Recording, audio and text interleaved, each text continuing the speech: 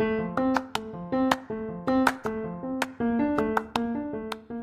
I'm Chris Ippolito, and welcome to the Get Coached podcast, where I'm documenting my journey from employee to entrepreneur while featuring the coaches that are helping me along the way. Each episode, these coaches provide actionable advice to help me and you, the audience, find more success as entrepreneurs. I invite you to join the journey so we can go and grow together.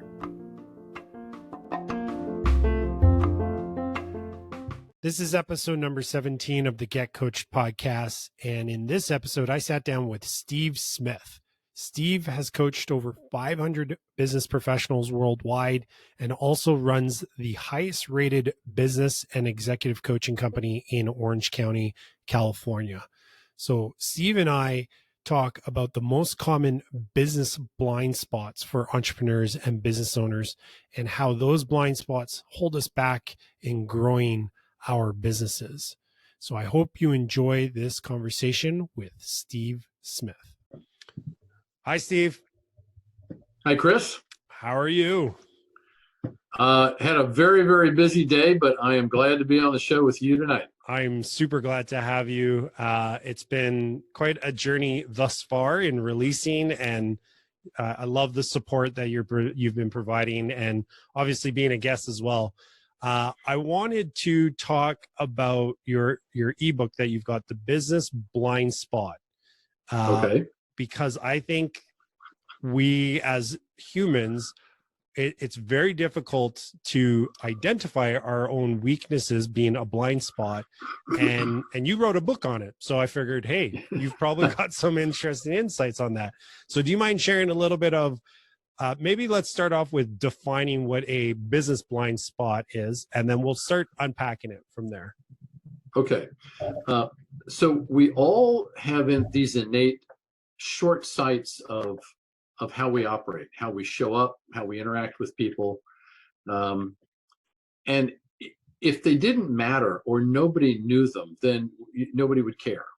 But if you're a prominent figure in a business, you own the business, you're a senior executive, you've got authority in how the business runs, then you have to at some point realize that there may be things that you bring into the workplace, your own personal dynamic, things that affect how you interact with your team, with clients, that you don't see, but people around you pick up on. And the easiest way I can describe this is, and I didn't come up with this. This is, you can find a lot of descriptors that point in the same direction. But when you're driving a car and you're using your side view mirrors to see who's behind you or on the side of you, there's a spot where a car can reside in that you can't see them.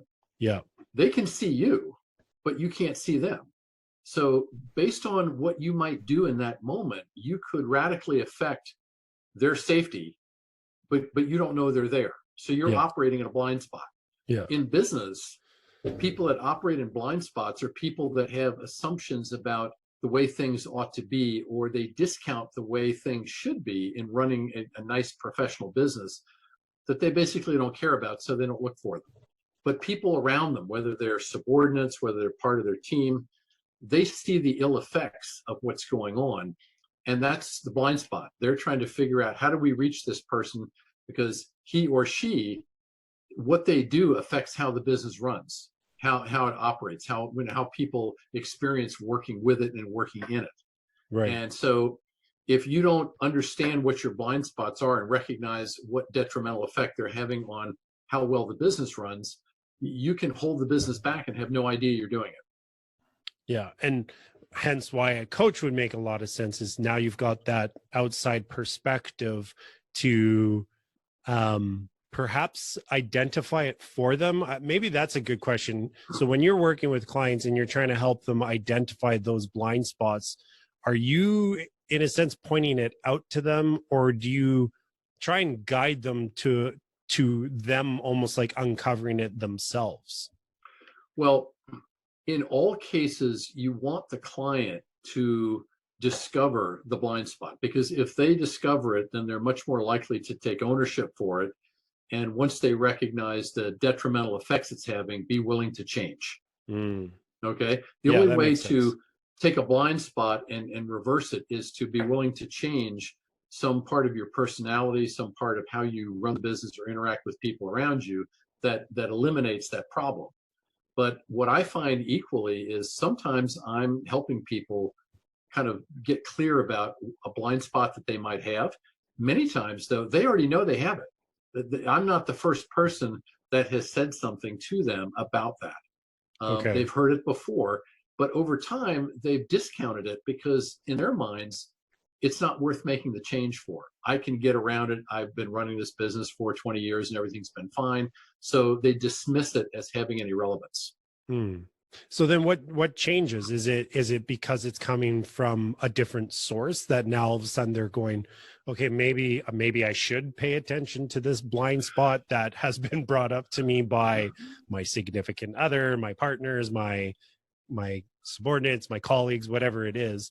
Is it just because now it's coming from a different source, or what would be the reasons behind that? Um, it's funny you mentioned that because I frequently have had clients who, when we explore this and bring some things to light, they'll say, my wife's been telling me that for years, and she's just happy that somebody else is saying the same thing. So frequently, our spouses, whether it's a woman in business and the husband or vice versa, Yeah. frequently our spouses see these things way before anybody else because they're living with us. Right. But they're also in the least position to have influence because they're living with us. So we tend to discount a lot of the day to day because they're living with us. Hmm. And so when somebody new shows up and fairly quickly identifies something like this, all of a sudden it's kind of a shock to the psyche. It's like, ooh, I thought I hid that. I thought nobody else knew that except my inner circle. And now this person I've just invited in to help me figure out how to run this business better within 2 weeks has figured out that I'm guilty of this. Right. So that shock value sometimes can open people's eyes. All right. Yeah. What more frequently happens though is it's not the person who brings it to light. It's the changes that take place within the business that create adverse effects today, which weren't there a year ago. And one of the most common things that's happening today is the workforce is changing. So the people that occupy many of your lower and mid-level positions in a company are not your baby boomers anymore. They're your millennials. And in some cases, it's the Generation Z folks showing up. They've got a completely different idea of how things should work and an expectation for what should be happening in a business where somebody's in charge and somebody's not. They're the ones that show displeasure or don't react the way the boss thinks they should. And all of a sudden, wow, this used to work and now it doesn't. Why is that? Well, it's not because the blind spot all of a sudden has gotten worse. It's just you have a bunch of new people in the organization that aren't into that status quo thing where, well, that's just the way he is. He's been like that forever. No, I just showed up and what I'm seeing, I don't like. Right. Yeah. Yeah. It's super interesting, actually. I want to kind of go back to the idea of our spouses already knowing and even sharing sometimes those blind spots, but yet because of the dynamics of that relationship, for some reason, you're right, because I know I've done it, but we dismiss it or we minimize what they're sharing with us because it's almost like, well, you just know me so well, that's why you identified this, but nobody else is really seeing it and it's not that big of a deal. It's funny because the first thing that popped to my mind is like, well, geez, maybe I should just listen to my wife more often and I'll save myself like years of pain, right? So if everybody did that, I would not have a business anymore. Very true, very true. They just get their guidance from home and they're good to go. Absolutely. Yeah. I was going to say, like, hey, we're done. Episode's over. Just listen to your spouse. Problem solved. No, right. I think that's super. I don't know what it is. It's obviously like a human behavior type thing where we where the people close to us, like you said, the inner circle, we just, for some reason, we discount their feedback to us, especially when it's unsolicited, in a sense, like when they bring it to your attention, like, hey, did you ever know that you kind of do this one thing and it may or may not upset a lot of people, and you're like, nah, you don't know what you're talking about. Whereas and maybe you do this with your clients, but sometimes you actually get the person to go and ask their inner circle some questions that try and reveal. But when it's different when you're asking for it versus when it's unsolicited. Would you agree with that? Oh, totally. Yeah. Because, and here's what I had to learn when I started coaching back in 2008, because I'd come out of a corporate manufacturing structure. And it was a different time and a different hierarchy and a way of organizing and managing things. And so giving feedback to people was really more like giving advice. Okay. And Okay. so whether you were ready for it or not, whether you needed it or wanted it or not, you were going to get it. And so what I learned when I stepped into the coaching world was when you give people feedback or suggestions or observations or advice, any way you want to cloak it, and they're not ready to receive it, they're actually going to become inwardly hostile about it, because Mm. it's not a suggestion that they're perceiving as help. It's an attack on them. Like on their character. Yeah. Yeah, Yeah. absolutely. And it doesn't matter whether they agree with it and they've heard it before, they're going to defend that bad behavior to the hilt Hmm. because they didn't ask you to give them that. Hmm. So, So what's yeah. what was the shift then being? That's really interesting, and I kind of like that we're going this direction, because I know somebody who spent a lot of time in a large corporation and was brought up the ranks to, like, this is how you manage, and it was very much like that. Like you provided advice, whatever it was. Like, you gave coaching, you gave advice, and it was almost always unsolicited. And they ended up near the end of their tenure in this position. They shared, actually, like, what is going on? Like, now all of a sudden I have to like ask how they're feeling or whatever it is. So how does somebody who's in a leadership role, we'll just say it's a leadership role, how does somebody shift from that? Maybe they're in that position where they've done it a certain way for Yes. years, right? Like, we're now talking a more senior entrepreneur or business owner. They've been doing business for quite a while, but now, like you said, their employees are the millennials, the Gen Zs, and they don't really take kindly to that very direct Right. guidance and Right. coaching. So what's the alternative? How do you navigate that?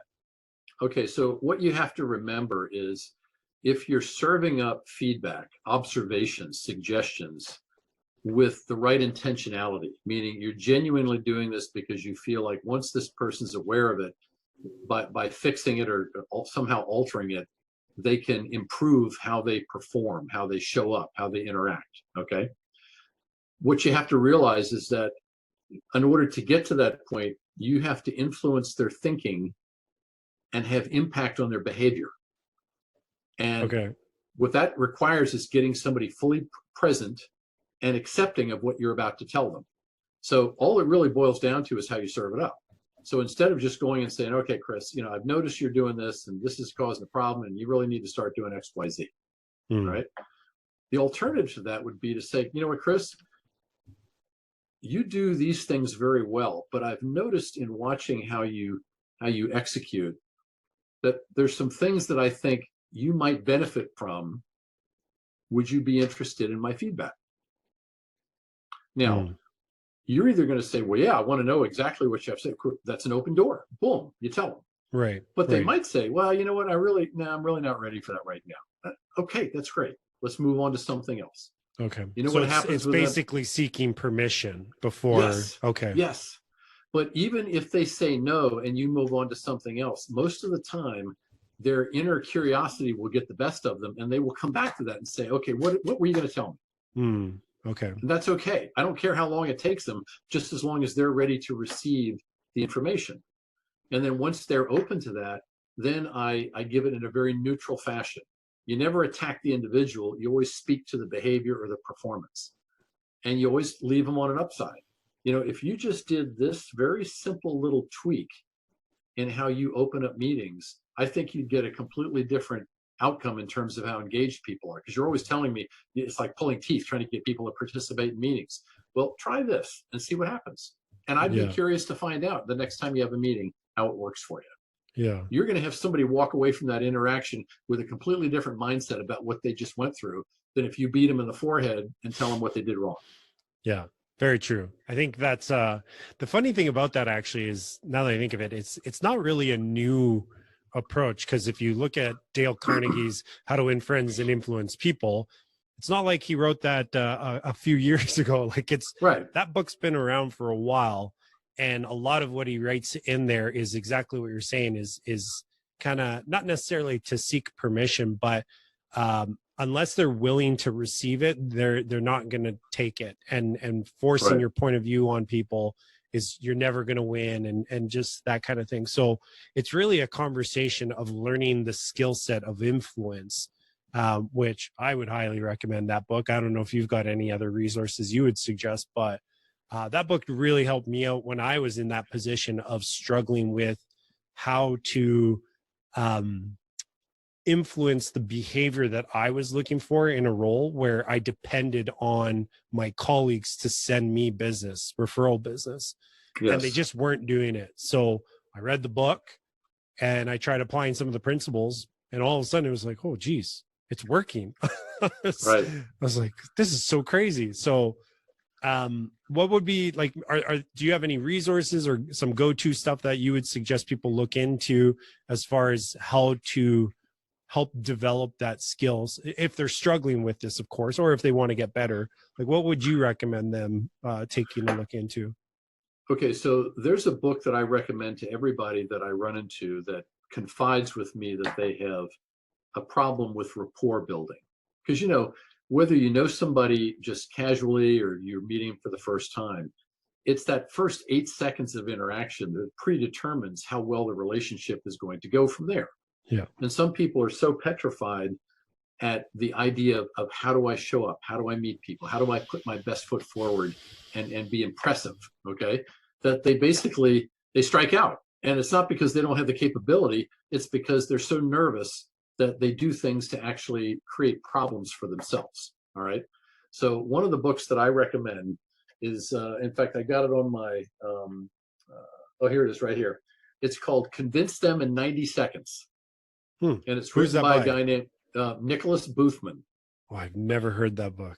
I'll add that to my to-read list. Let me tell you where I got this. Hey, okay. I was in a FedEx office one night, like late, like it was 8:45, and I'm pounding these people to get all these, meeting materials printed and ready to go for my meeting next morning. So they're like, okay, we'll do it. You just hang out and we'll tell you when it's ready. So what do? I start walking around the showroom floor, and they've got all these little kiosks, these things that kind of twirl around with little books on them. And there's the predictable stuff that you see in every one of these stores. But on the bottom, there was this book, and it was Convince Them in 90 Seconds. So I picked it up and I kind of thumbed through it, and I read the front and the back. And I thought, oh, this is pretty interesting. Well, this guy has a process that he's put together. It's fairly simple, but his guarantee is that if you follow this process and you practice it, you deliver it exactly as he tells you how to do it using your style, that you will have just about 100% ability to connect with anybody you run into. And so I thought, wow, this is great. So I read it. I mean, I don't have any problem with that, but I can always learn how to be smoother, how to deal with people that I might look at and say, ooh, that person's harsh. I don't want to get to know them. Well, They might just have had a bad day and I'm reading them wrong. So I love stuff like that, because if you have a great first impression with people and you spend a little bit of time not telling them all about you, but asking them about them, they will leave the room thinking you're the smartest person they met that night. Yeah, that's very true. And it's incredibly influential. And those are the kind of things that a week, a month, a year later, you get a call from somebody and say, hey, I'm working with a guy and I thought of you because he needs help and I think you can help him. Bingo. It's perfect. I'll have to check that out. It's a slow process, but it's a great system. Do you remember what that process was? Like, oh my maybe gosh, just high level? Yeah, because there were 7 specific steps of things that you do. But I think one of them was in there. It was every person you meet, you show up with a smile. People are naturally attracted to faces with smiles on them. Now, it shouldn't be some big, giant, toothy grin, because for some people that's a little intimidating. But if you show up with a genuine warmth about you and a smile on your face, you pretty much disarm just about anything you run into. And so it's just little stuff like that. But you'd be amazed. I mean, I'm sure you've run into people before that you show up at a networking event or a group that you're normally part of, and they show up and they've got this scowl on their face. They have no idea what they look like. Yeah. It's their head showing up on their face. Yeah. And so until you figure out the connection there, you're going to sabotage yourself and not even realize it. Yeah, I think that's a great one actually, because anytime I need to, I don't necessarily want to say complain, but like if I have an issue with a retailer or restaurant or whatever it is, there's a couple things that I do right out of the gates to make sure that I'm going to get them on my side. And this is actually also in How to Win Friends and Influence People. I smile, I say, hi, how's your day going? And what's your name? If I didn't already get their name, if I've got their name, I address them by name, smile, and say, hey, listen, I don't know if you can help me with this, but, and then I lead into it. And yeah, it's incredible the amount of times that I've been able to get what I was looking for. And in a lot of cases, I wasn't even looking for anything. I just wanted to provide them feedback. Now all of a sudden they're like, free this, free that, discount that. And like, oh, you were such a pleasure. Thank you so much for bringing this to our attention. And but you know why that works? Because not everybody else does it. Yes. In the average person's life, that isn't a job that serves the public. So you could be in a retail store, you could be in a restaurant, any place where you're having to deal with public people just coming and going. Okay. The vast majority of their experience is not good. People are walking in there with attitudes. They might have had a fight in the car with their husband or wife, and now they're just wearing it on them, or they're super picky, or they're just looking for an argument. So you've got to field all that stuff at a moment's notice. So anytime somebody walks into your establishment and they're genuinely appreciative of what you do, and they value the experience there, but maybe some little wrinkle happens. So, say, hey, can you help me out? Can you fix this? They'll bend over backwards. Yeah. Because you did it in a pleasant manner. You didn't attack them first and threaten to sue the business over it. Yeah. You just basically said, hey, I come here because I like it, but the steak's a little underdone. Can you kind of have them torch it a little bit for me? They bend over backwards to help you out. Yeah, it's so true. And to kind of tie it back to what we were originally talking, I think if a leader of a business, entrepreneur, executive, if they take that kind of approach when interacting with their employees, their colleagues, whatever it is, now all of a sudden they're not going to go like, oh, the boss is making me, like they won't feel like micromanaged and this overbearing manager. Now all of a sudden they're like, they want to actually help out and elevate themselves, because they're like, this person was so pleasant and made my day. And even though they provided me some coaching, they did it in a manner that was very authentic and genuine and loving, almost in a sense. So they just receive the message a lot more. It's so fascinating once you start understanding this principle, and you're just so much more observant to how, pardon my language, but how shitty people are to other people. And you're like, man, what? No kidding. This person doesn't want to work for you or work with you. You're not being very nice to them. And then you can go in and you smooth things over by being nice. But then all of a sudden you've won an advocate to your side. So this kind of applies whether you're an owner and a leadership, or even just like a colleague, and you're just trying to build a healthier work environment. Just be nice. It's so crazy, right? It does. Well, I'll tell you why a lot of people resist that, and especially people in positions of authority, because somewhere along the line they equate nice with being weak. And if they're weak, people won't respect them. People won't do what they tell them to do. They lose control. And your traditional management approach has always been kind of autocratic, command and control. Okay, but you can be a hard ass. You can have high standards. But what people really want to know is, I'll put up with your crap, but do you really care about me? When things are really tough, can I come to you and get the help to do my best work on your behalf? And if I know I can, then I'll rise to your expectations. And occasionally, if you're cranky, or you're short, or whatever, and I'm not particularly caring of that's okay, because I know that past all that, you still care about me as a person in your organization, and I'm willing to deal with that. Yeah. But when people think you don't care, they check out. All of a sudden, they're there for a paycheck, nothing else. Yeah. And you don't want those kind of employees. They're doing the No. minimum amount of work to not get fired is basically what they're doing. Yes, but what's even worse than that is when you take an employee that was good and loyal, and through your bad behavior, you turn him into that. Mm. Sometimes you can do things and you think nobody's watching, and somebody that's close to you or maybe admires you, they're kind of you're a mentor of theirs, and they see you doing something that's unethical or short-sighted or whatever, okay? And they walk away with it. All of a sudden, everything changes. And it's like, wow, I thought I knew that person, and I never thought they would do that. And that changes everything, and you will spend the rest of your life trying to get that back. Yeah. That's like a fall from grace of a hero is kind of the way Yes. I look at that. Yes. Like if you idolize somebody, a mentor, whether in business or even in life, and then because you kind of have them on a little bit of a pedestal, which is fine. Like you can idolize people, just be healthy about it.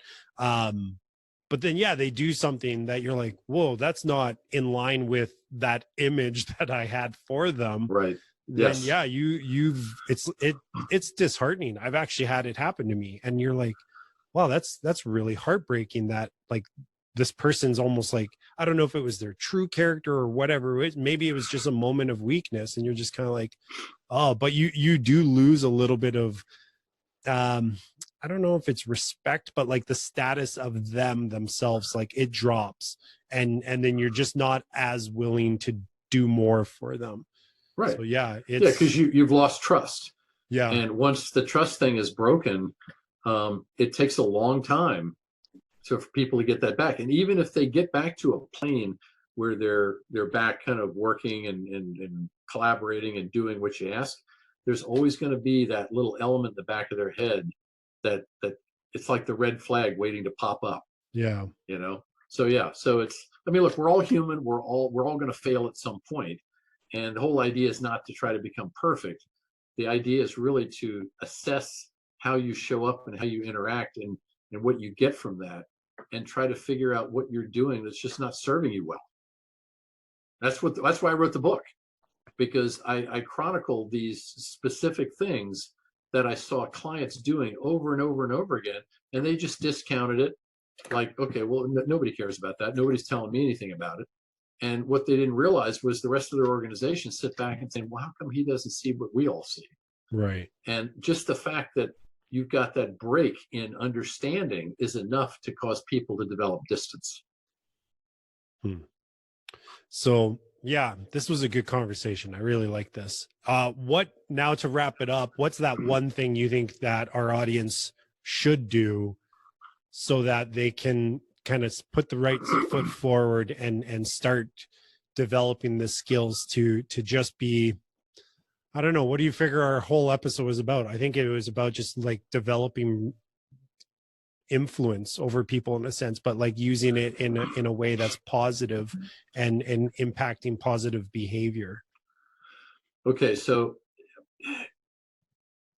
making improvements in your business, if you're the owner, you're a small business owner, that business has a personality of its own. And it's pretty much just like it's like a footprint in the sand, and you made it. It's a reflection of how you run the business, who you are. And the biggest problem some owners get when they get up in age is to try to figure out, how do I sell this? How do I pass it on to somebody else and separate myself and have the business thrive without me there? Everybody wants to think that they're central to the success of the business, but that's actually limited thinking. You should be able to build a business and say, how can I set this thing up so that when I leave, it's still going strong? Okay. Agreed. Yeah. The way to do that, and this is the hard part, because as humans we're not wired for this, is to introspectively look at yourself and say, what can I do better? What should I stop doing that's going to benefit the business and all the people that depend on that business? So for a lot of my clients, what I'll do is I'll put together a very short little survey questions. And sometimes if somebody on the outside does it, it's a little more objective than if you have the object of the survey do it. But I tell them, okay, take these 4 questions, pick 12 people in your surroundings. They have to be close enough to you that they know what you do. they can't be too close that they know everything about it that you do, but they have to understand you and have some regular interaction so they can kind of speak to you. Send them all emails, one by one, and just say, look, I'm working on myself. I'm trying to improve some areas so I can influence my business better. And I really could use your help. Can you answer these 4 questions for me and be as brutally honest as you're able to be? Telling me what I want to hear is of no use to me. What I really need is your candid, unvarnished feedback. You almost have to go overboard to convince people that that's what you want. Okay. And you send it out. Now, you're not going to get 12 responses. You never get 100%, but usually you'll get 9 or 10, and some of them will be quite insightful. Some of them will be brutally honest. I did that early on when I started coaching, about a year and a half into it. And a guy in my networking group who I knew was kind of he had no filter. I mean, he would just tell you straight out. And I sent this to him, and he sent me back an 11-page letter, single spaced. And you know what? That was the best feedback I ever got. Did I like reading all of it? No. But I pulled some jewels out of that thing that served me well. Wow. So it's a hard thing to do. That's why most people won't do it on their own. You almost need to work collaboratively with somebody else to guide you through it and let you know that when you get this stuff back, there's a constructive reason for doing it. They're not going to fillet you and leave you by the side of the road dead. You can pick things out of it that will work for you, but you have to be in that very open, honest mindset that, hey, I built a great business here, but it's plateaued for the last 18 months. It's probably a reason for that. So before you start picking out people to hang by the neck in your own organization, look in the mirror and figure out what you're doing that might have stifled that. Yeah, I like the idea of the asking the questions. Is it for specific questions, or does it vary? What are the 4 questions that you would normally ask? The 4 questions vary according to what I've already kind of observed the person suffers from. Okay. All right. So as an example, one of these guys had basically built such a personal brand of himself that he literally had trouble acknowledging any difference of opinion about who he was. I mean, this was a tough one. This is one of the toughest ones I've ever had. So one of the questions was, when you first met me, what was your initial impression? Now that you know me, how has that impression changed? Because what you're really looking for is the gap. Over time, have things changed? Have they not? But are they not where you want them to be? You have to get information back that you can work with. Yeah. And you never ask a question that ends in yes or no, because there's absolutely no value in that. So you really have to sit. I mean, I have a whole new appreciation for pollsters, because designing questions that people will respond to and give you genuinely valuable feedback is tough. It's very, very tough. And but if you get some good ones, you'll get some stuff back, and it'll give you some information to work with. Right. That's awesome. So I think coming out of this, what I would suggest, because if we don't have 4 defined questions, what I would suggest people do is probably, because your book is it a free ebook? I can't remember. Okay. Yeah. Go to my website. They can download it. There's no, I don't even ask people for their emails. They can just download it right there. Perfect. I think that would be a great next step coming out of here, because that will probably open up their eyes a little bit to potential blind spots and maybe what to do next. Yes. And then of course, like all those books that we referenced, I'll include in the show notes as resources if they wanted to do more.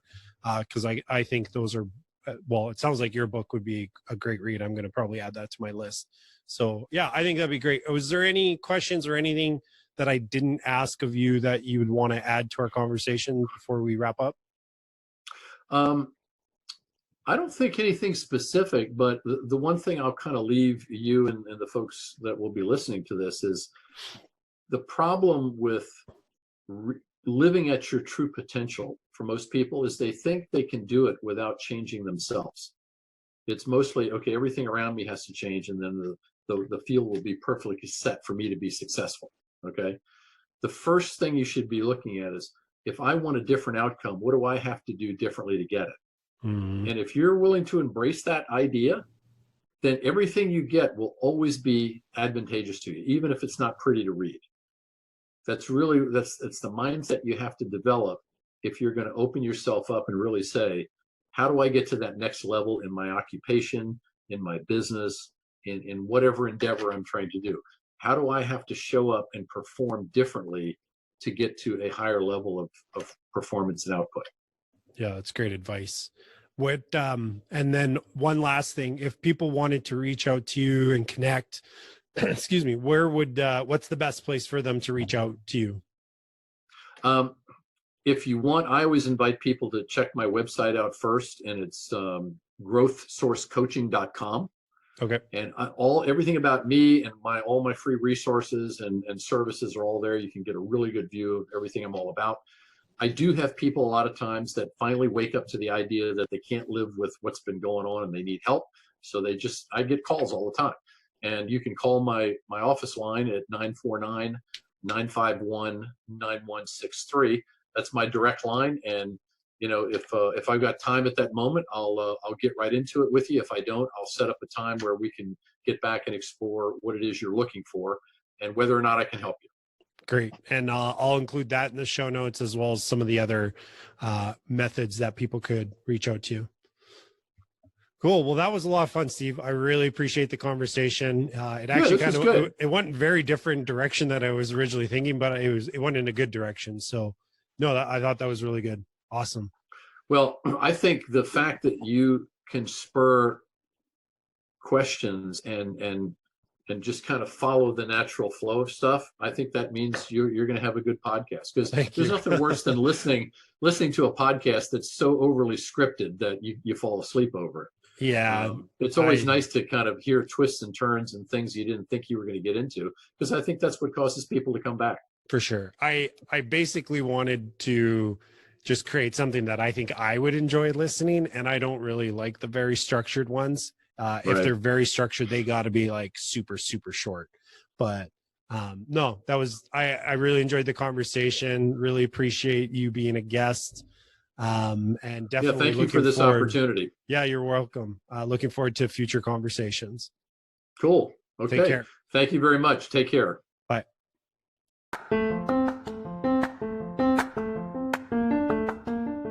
Thanks for listening to the Get Coached podcast. If you're looking for more information, you can head over to our website, which is getcoachedpodcast.com. You'll find the show notes for this and every other episode there. And if getting actionable advice every week from professional coaches is something you want more of, then make sure to subscribe so you don't miss any future episodes.